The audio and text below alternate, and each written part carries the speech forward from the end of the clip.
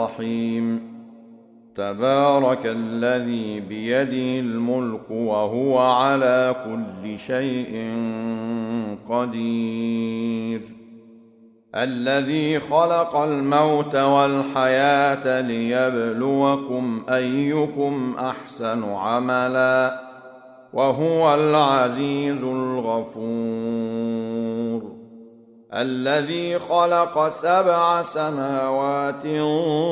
طباقا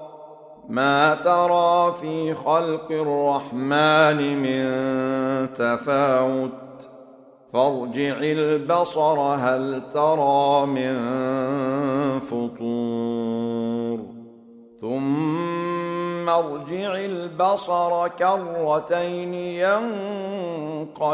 إليك البصر خاسئا وهو حسير ولقد زينا السماء الدنيا بمصابيح وجعلناها رجوما للشياطين وأعتدنا لهم عذاب السعير وللذين كفروا بربهم عذاب جهنم وبئس المصير إذا ألقوا فيها سمعوا لها شهيقا وهي تفور تكاد تميز من الغيظ كلما ألقي فيها فوج سألهم خزنتها ألم يأتكم نذير قالوا بلى قد جاءنا نذير فكذبنا وقلنا ما نزل الله من شيء إن أنتم إلا في ضلال كبير وقالوا لو كنا نسمع أو نعقل ما كنا في أصحاب السعير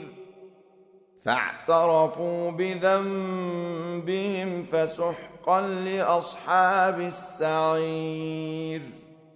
إن الذين يخشون ربهم بالغيب لهم مغفرة وأجر كبير وأسروا قولكم أو اجهروا به إنه عليم بذات الصدور ألا يعلم من خلق وهو اللطيف الخبير هو الذي جعل لكم الأرض ذلولا فامشوا في مناكبها وكلوا من رزقه وإليه النشور أأمنتم من في السماء أن يخسف بكم الأرض فإذا هي تمور أم أمنتم من في السماء أن يرسل عليكم حاصبا فستعلمون كيف نذير ولقد كذب الذين من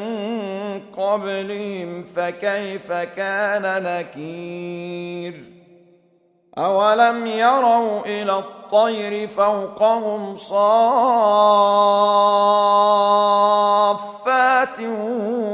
ويقبضن ما يمسكهن إلا الرحمن إنه بكل شيء بصير أمن هذا الذي هو جند لكم ينصركم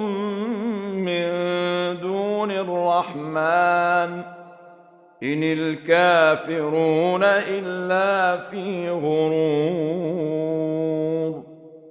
أمن هذا الذي يرزقكم إن أمسك رزقه بل لجوا في عتو ونفور أفمن يمشي مكبا على وجهه أهدى أمن يمشي سويا على صراط مستقيم قل هو الذي أنشأكم وجعل لكم السمع والأبصار والأفئدة قليلا ما تشكرون قل هو الذي ذرأكم في الأرض وإليه تحشرون ويقولون متى هذا الوعد إن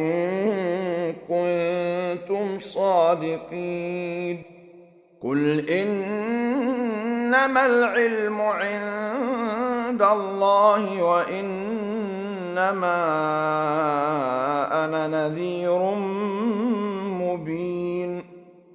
فلما رأوه زلفة سيئت وجوه الذين كفروا وقيل هذا الذي كنتم به تدعون قل أرأيتم إن أهلكني الله ومن معي أو رحمنا فمن يجير الكافرين من عذاب أليم قل هو الرحمن آمنا به وعليه توكلنا فستعلمون من هو في ضلال مبين قل أرأيتم إن أصبح ماؤكم غورا فمن يأتيكم بماء